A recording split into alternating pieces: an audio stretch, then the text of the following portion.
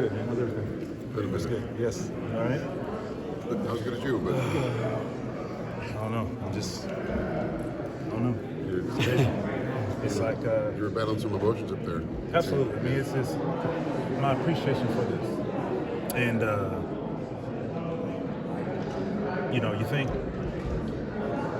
like Chauncey said, you go through wanting to be the best version of yourself, and you've never. And if there is a guy, please tell me so I can go back and look at any interview. They talk about, yeah, man, I want to make the Hall of Fame, and there's people do, but that's like an afterthought once you kind of go through your career.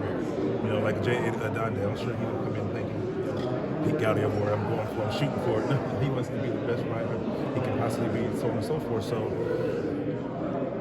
once that final shot happened, that's when people start to throw that word out, and I'm very hesitant to walking into that. I've always been to those type of accolades. I'm a believer of let the people choose me when it's time. That's just how I believe, and I think that's where the emotions come from, because I have such a great appreciation for what this is and for who are in the Hall of Fame. When I get a chance to be a part of that, I just say what you want, believe what you may. I just some days I was like, there's no way I'm on the level of some of the ones that are in there, but they're allowing me in, and I'm gonna take it. When you think about your career, most players, they have regrets, whether it's championship or whatever it is.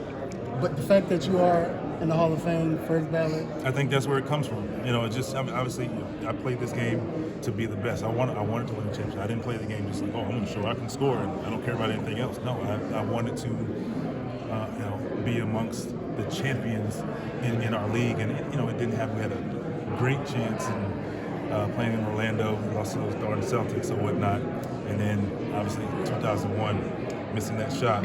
But at the same time, I'm fulfilled. I got so much out of the game.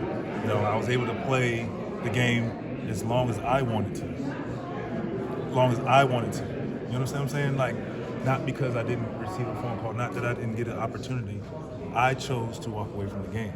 And, more than anything, there's a lot of players who probably wish they had that opportunity.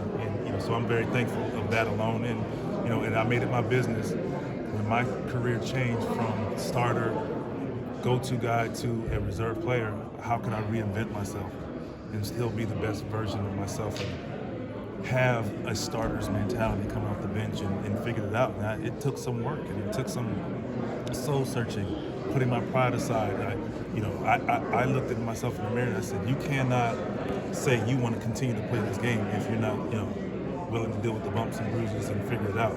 And I was able to do that, and thank goodness it worked out. How critical was your time in Chapel Hill to get you to this point? I mean, that's really, I know it started in high school to get to Chapel Hill. And that's where it started, honestly, in high school. And I say that because choosing the college, remember, this is in the 90s. So when I say this, you're choosing the college to kind of to fit what you're looking for out of your college career, obviously, professional basketball, and it's about potentially go pro. But I was just looking for, like I said, I come from a family educator, so that was already understood. I'm like, oh man, I get a chance to play at North Carolina, potentially for Dean Smith or whatever. My mom was looking at, okay, but what, the other important, like, what if this basketball thing doesn't work out? Can you make sure that he gets a great education? So it worked out for everyone, and obviously, I learned a lot. And Coach Smith is, I remember coming out, Antoine choosing to go into the draft after our junior year, and the conversations he had, the quick preparations of what we need, what moves we would need to be successful in the NBA. And it was crazy because he didn't teach it in college. He didn't teach that in college, but he's like, you're gonna need this move.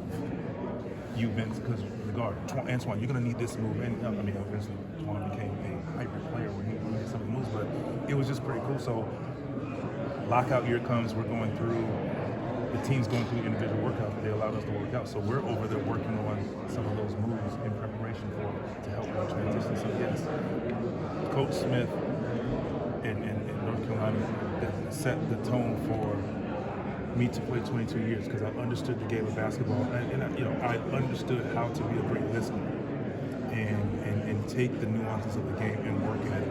And I think that's what probably year 19 through 22 is why I was able to continue to keep a job because, obviously I knew what I had to be as finely tuned as I could playing in my 40s.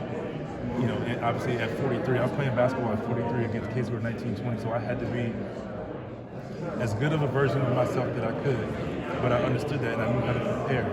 I learned that obviously through the years of playing basketball in the NBA, but at the same time, I learned how to play the game, and the game was easy. And it's crazy saying it now, but the game was easier because that's what we were taught in college. Vince, do you have any idea